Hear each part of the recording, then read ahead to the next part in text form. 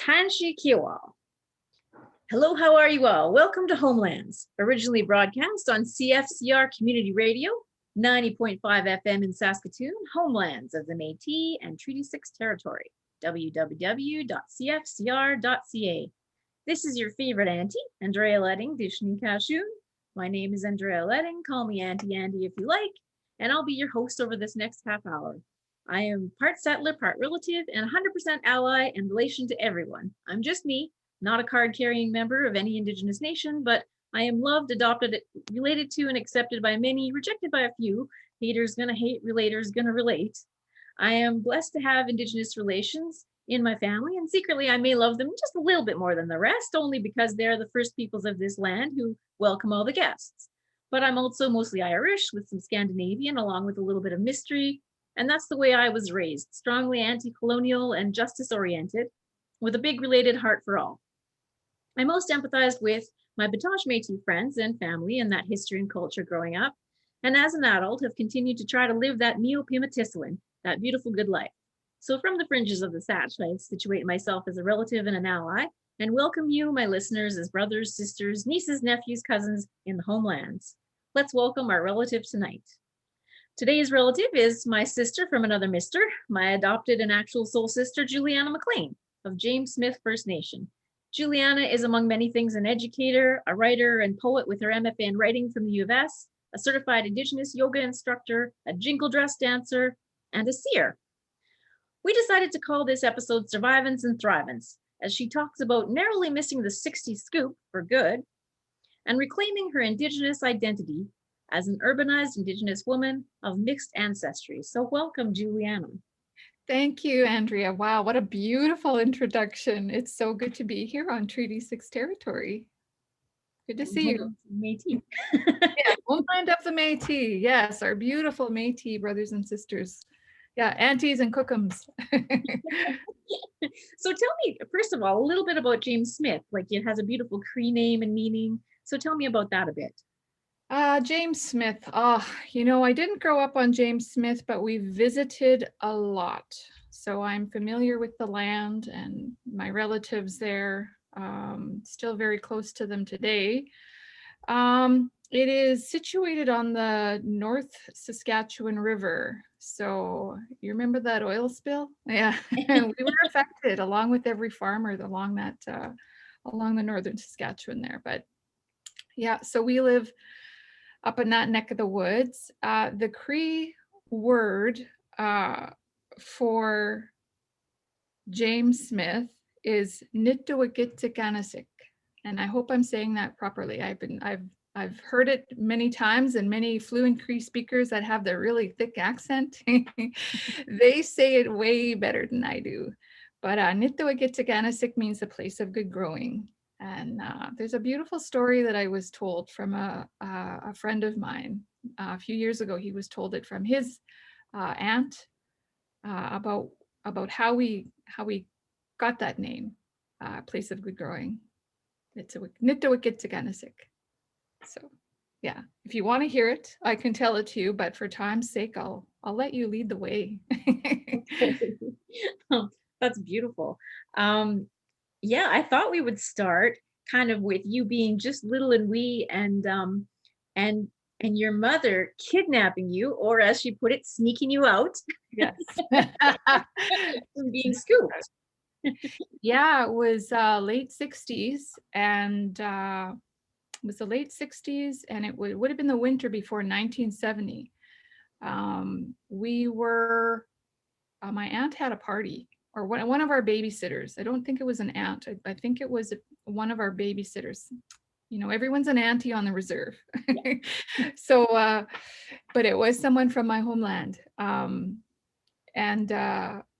she was babysitting us. We were living in Edmonton, and, they had a party, and child protection or whoever it was at that time came to get us. And so there was me and my 6 siblings, and my cousins from one of my aunties and her children. So there was 2 of them. So 6, 7, 8 of us went into care, and it was, I think it was the St. Andrews orphanage. My family, we're still investigating this. Because it changed. I guess this place changed over time. It was an orphanage, and then it became a place for child protection, and then later on a place for social services. Yeah, the social services office or building, but at the time it was called St. Andrew's and orphanage. And like I said, I'm hoping I have that right. We're still researching that, but we were there, and there's remembrance, and this is this thing that, we talk about Cree narrative memory. Dr. McLeod has talked about that many times, and he's got a really great book full of stories. But it's what we remember and how we remember those stories. And so the way that I remember it is because I have 6 other siblings. There was another one born in 75. My mother had another child in 1975, my youngest sister. And one, sibling remembers us being there for 3 months, and one remembers us being there for 3 weeks. So I remember it being a really long time. And I remember it being, September, there was no snow, the leaves were starting to fall. And this is how we remember things, right? It's like, we don't, being Nihio, it's like Indigenous in general, I guess, we look at the seasons and we look at the way the leaves were falling at that time. And then by the time we left, there was snow on the ground, and it was Christmas time when we were whisked away in secret. So we ended up in this place, and it was, we remember the gray nuns, women dressed in gray, and a priest. There was a minister there, and there was this, we remember a cafeteria. It was a cafeteria, but like a room that looked like a gymnasium with all these tables, and everybody would sit there to eat. And they separated the boys and the girls in this place. So we didn't get to sleep near our siblings. We were separated. And yeah, so I had, other than my sister, it was just my sister and I, and then we were separated by age. So I didn't get to see my sister at night. I was in a crib with a bunch of other babies. I say other babies. I was 3 years old, 2.5, around there. And you remember things like that. Like I remember those things. I remember a wall full of cribs, windows with long windows, and with lots of little windows in them. And that, I'd sleep in my crib, and I remember many moons, right? I remember sleeping and moons coming, and that the moon would shine on my bed. And that was like, it'd shine in my face. And those are the things that I remember. And there's also some really, traumatic stories. I remember the minister praying on me over supper, breakfast. Like there was always prayer. Yeah, so we were there, and I remember my mom, one woman coming in, and it was just like, she was just like this ghost. And I don't know if it was a vision, but there was this woman that appeared in our room where all of us little babies were sleeping. And she stood in front of me and she said, "My girl, your mom will be here soon." And I was, okay. So shortly after that happened, I don't know if it was a gray nun or if I was having some vision, but not long after that happened, my mother came to get us. And when she came to get us, it was on a visitation. So, and she didn't get to visit us much. So we all of us, I just remember us filing out of this building, and all of us crammed into this vehicle and leaving. And unbeknownst to anyone, Anyway, so we hightailed it from Edmonton to, Mom wanted to take us to the Yukon. She wanted to get us far away. But we ran out of gas and money. And so we ended up in a little place called Dawson Creek, British Columbia. And I grew up in two communities, Dawson Creek and Pouce Coupe, which it means, I think in French, cut thumb. So I grew up in those two communities in northern BC. It's in the Peace River country. So I'm really familiar with that area, and it's just beautiful, beautiful. The Rocky foothills. It's beautiful land, beautiful territory. So yeah, that was the story, and we left with nothing. We had nothing. We left with the clothes on our back. Like, I was wearing shorts when we left that place in the middle of winter.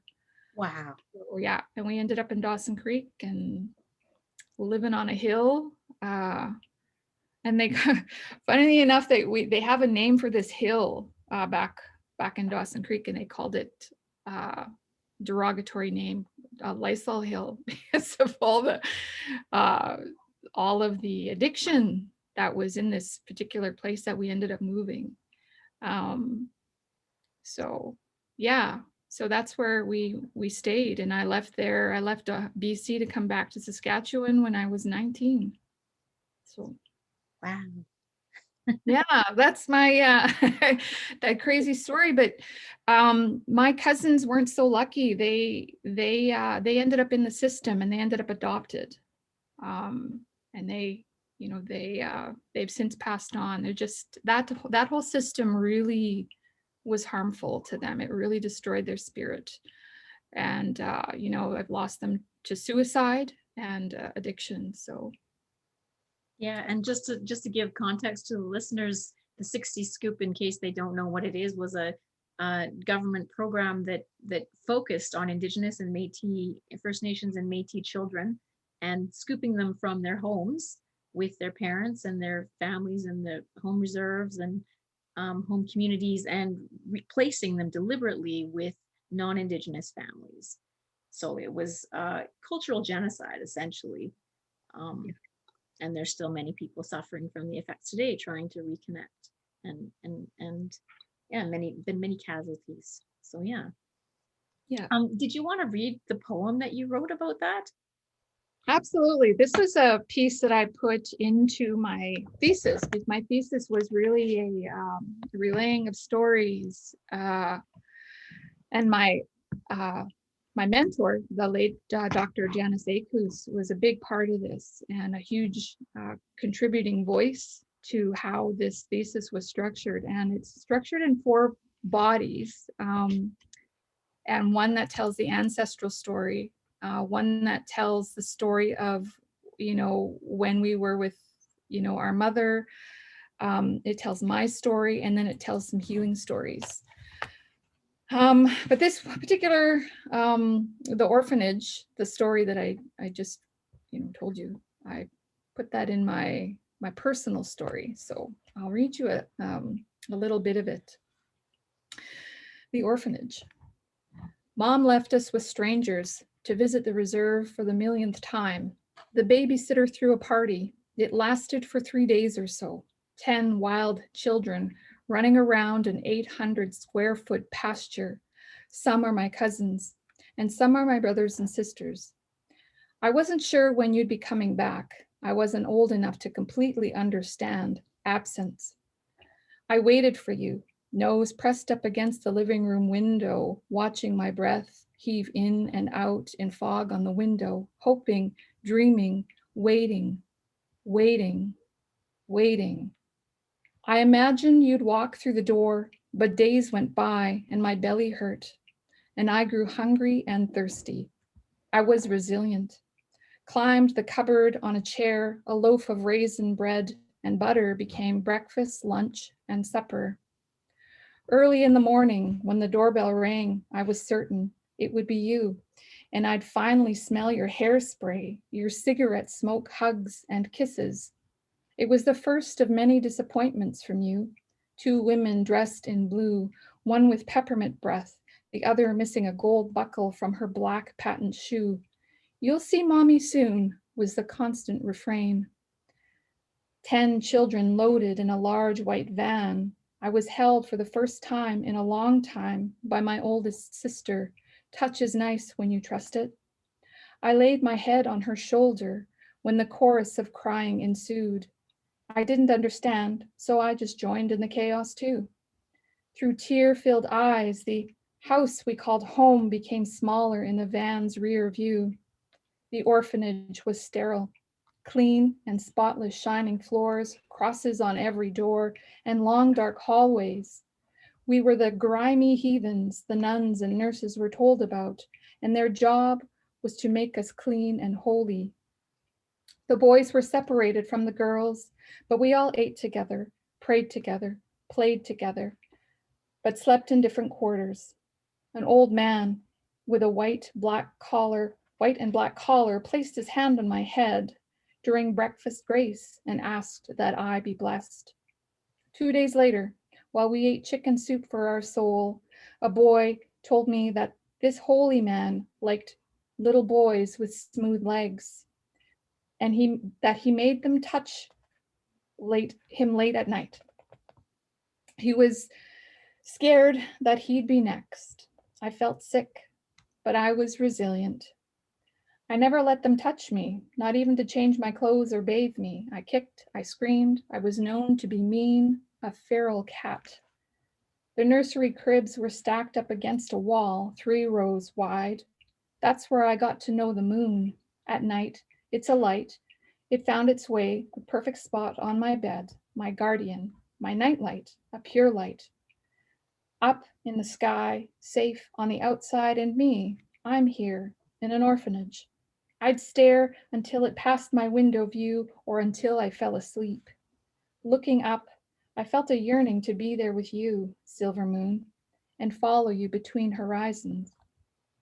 It wasn't until you arrived to a visit that the ache in me gave way. It was you, my mother.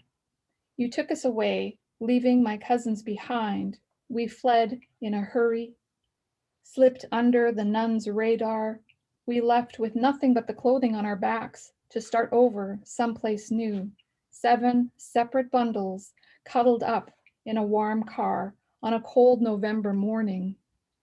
I watched the orphanage grow smaller in the car's rear view. Beautiful, thank you. So tell me a bit about, so you've kind of taken us through this journey, and then you said when you were 19, you moved back. And so tell us about this reclamation of your Indigenous heritage and identity and reconnection with all of that, because you grew up away from the reserve. And Yeah, I'm one of those, urbanized Nahio girls. My father is Hungarian, and I want to acknowledge that. We had to, and there's a whole thing about name because my father defected from Hungary during the time of the Hungarian Revolution, and that was in the mid 50s, early 50s. And he ended up in a boat on Halifax shores, and he met my mother and the pa. And yeah, so his name, when he defected, he changed it. It was Pansel in Hungary, but when he moved here, he changed it to Onodi so that he couldn't be discovered. So the whole, thing about, knowing your name, it's so funny because when the colonizers came, our namesakes, our names were taken away. My family's name is Sosowemigwen, and it means shining shell. There's a funnier name for it, and I'll share that. You're going to have to read the poem for it, though, and there will be a book eventually on that, but there's a much funnier name.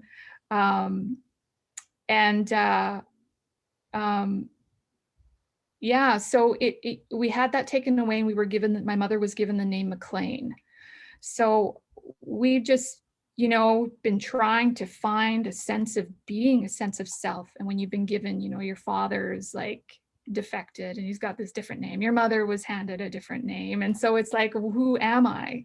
And it's a reality for so many Indigenous people, urban, whether you live on the reserve, or you're trying to self-identify. So where I learned, and it's a controversy, a little bit of a controversy, some people don't like it, but for me it was, and for a lot of Indigenous people in Canada, whether you're in the United States, or Canada, was university. Like my Indigenous studies class, that's where I learned about who I was. There was this story, it was really incredible. My Indigenous studies teacher was telling this story about how the colonizers would get the Indigenous people intoxicated, so intoxicated that they would, sign away their land. And then I learned from my mother while I was, collecting her stories. My mother's 84 now. That my grandfather was one of those people. He was, some leasers, they called them, got him really, really drunk and made him sign. They got him so drunk, he signed his land away. And so we're one of those stories that history wrote about. And I'm really glad that they wrote about that story, because that's, that's something that my family carries.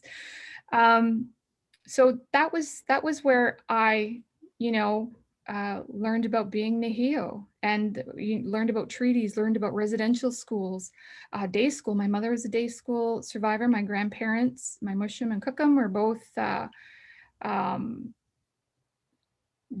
residential school survivors. My grandmother went to Gordon's, and my grandfather was at Elkhorn in Manitoba, which is interesting because James Smith is in Saskatchewan. My grandmother was from Manitoba, and she ended up in Saskatchewan, and my grandfather is from Saskatchewan, and he ended up in an industrial school in Manitoba. So that's really, it was really Indigenous studies. And then I found my people. They just welcomed me in, the Indian teacher education program. That's where I got my first degree, was in education. And, I attended ceremonies and powwow through that. It was just this great segue to my own being. And yeah, so I did a lot of fun things after that. They have this Indigenous yoga teacher training. So, there's a real connection between our teachings and those old teachings, teachings from India. They're not the same.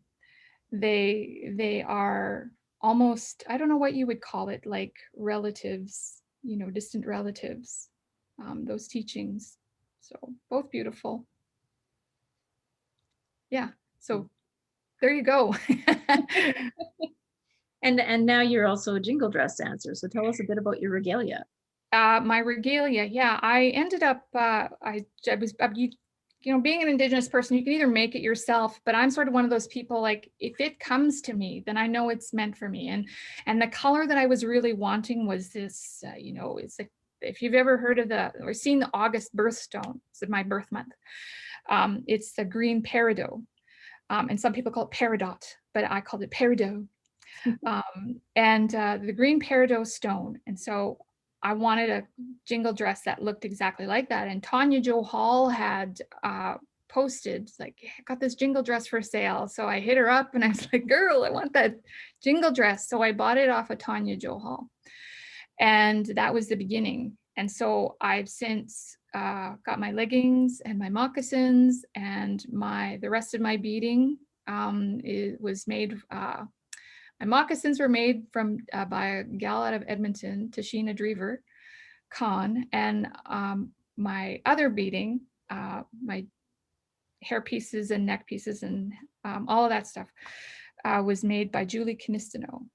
So, and that's in the mail right now. So yeah, I'm looking forward to doing some virtual powwow dancing, and someday we'll be together. We'll be able to gather again and do powwows. So it's great. It's pretty awesome. Yeah. And so we've just got a couple of minutes left, but if you could maybe talk a little bit about your gifts. Like, I've witnessed them myself. Your kind of, I don't know what you would call it. It's intuition, but it's a spiritual gifting. And you come from some of your great grandfathers were prophets and seers, and you're a seer yourself. Yeah. You get messages. So would you mind talking about that a little bit? Sure. Well, one of my Neil McLeod wrote in Cree Narrative Memory. You go read chapter 7 of that, and you will be reading about one of my grandfathers, Ogosisa. I believe I'm saying it correctly, but that's on my Cookham side. That's her family, and yeah, it's a long story, so I'll just say that. Go read chapter 7 of Cree Narrative Memory by Dr. Neil McLeod. Yeah, I used to think we grew up in haunted houses, and you know, some of them probably were, but I have, since I can remember, maybe it was at that first time at the orphanage, when this little old woman came to me and said, "My girl, your mother is coming soon."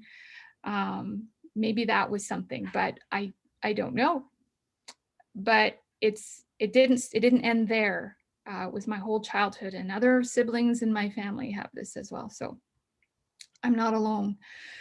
Yeah, I've been able to, I guess the colonial, I don't even call it colonial, but term for it would be a medium, clairvoyant. So, but in indigenous country, we call it a seer, right? Or visionary.